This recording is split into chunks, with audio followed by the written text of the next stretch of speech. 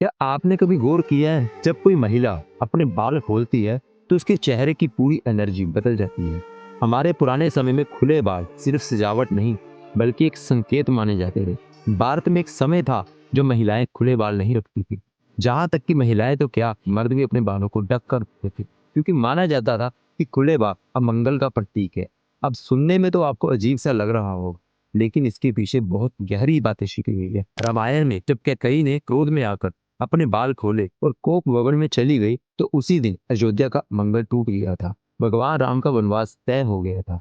उसी तरह जब अशोक वाटिका में माता सीता दुख और विजोग में डूबी हुई थी, तब उन्होंने भी अपने बाल खुले रखे थे, क्योंकि खुले बाल उस दर्द और वीरा का प्रतीक माने जाते थे। इसके अलावा महाभारत में जब द्रौपदी का चीरहरण हुआ, उसके बाद द्रौपदी ने भी अपने बाल खुले रखे थे, जिसे महाभारत युद्ध की शुरुआत हुई थी। और बाद में दुशासन के खून से द्रौपदी ने अपने बालों को धोया था, तब जाकर उसने अपने बाल बांधे थे। और ये सिर्फ हमारे शास्त्र ही नहीं बल्कि विज्ञान भी कहता है कि बालों में एक तरह की ऊर्जा होती है। कहते हैं कि जब भी बाल खुले होते हैं तो आसपास की शक्तियों को आकर्षित करते हैं, जिसमें अच्छी शक्तियां भी होती हैं और बुरी भी होती हैं। इसीलिए पुराने समय में कहा जाता था कि रात में खुले बाल लेकर निर्जन जगह पर कभी नहीं जाना चाहिए, क्योंकि वहां अनजान शक्तियां तुम्हारे करीब आ सकती हैं। यहाँ तक कि कुछ विदेशी डॉक्टर ने भी शोध में पाया है कि जो महिलाएं बार बार बाल कटवाती हैं, वो या हमेशा खुले रखती हैं, वो धीरे धीरे कुछ तत्व प्रवृत्तियों की ओर झुकने लगती है। यानी उनके अंदर मानसिक और शारीरिक ऊर्जा का संतुलन बदलने लगता है,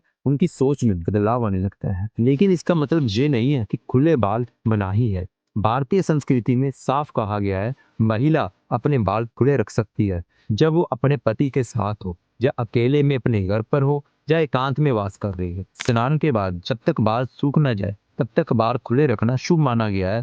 पर हर शुभ अवसर पर, हर पूजा पर, हर पर्व पर बाल बांधना ही मर्यादा माना गया है, क्योंकि बंधे हुए बाल सिर्फ हेयर स्टाइल नहीं होते, वो संस्कार का प्रतीक होते हैं। देवी सीता की माता सुनैना ने विवाह के समय उनसे कहा था, विवाह उपरांत सदा अपने केश को बांध कर रखना, क्योंकि ये सौभाग्य की निशानी होती है। महिलाओं के बाल का सम्मान इतना था कि जब किसी ने उसे छेड़ा उसका वंश मिट गया। रावण ने माता सीता को केशों से पकड़ा था तो इसकी लंका जल गई। दुशासन ने द्रौपदी के बाल पकड़े थे तो कौरव वंश खत्म हो गया। और कंस ने देवकी की संतान को पकड़ने की कोशिश की थी तो उसका वंश भी नष्ट हो गया। बालों को हमेशा से शक्ति और सम्मान का प्रतीक माना गया है। इसीलिए भारत में कहा गया है, बाल बांधो पर संस्कार मत तोड़ो। आज जमाना बदल गया है, लड़कियां अब अपने स्टाइल और पसंद से बाल रखती है, ये बिल्कुल ठीक है। पर अगर तुम अपने पुरखों की बातों को सिर्फ अंधविश्वास समझो बल्कि उनके पीछे छिपी हुई उस ऊर्जा और मर्यादा के अर्थों को ना जानो, तो शायद हमें पता चलेगा कि ये बातें रोकने के लिए नहीं बल्कि संरक्षण के लिए थे। क्योंकि बाल सिर्फ सुंदरता ही नहीं, वो सम्मान, संस्कार और शक्ति की डोर है,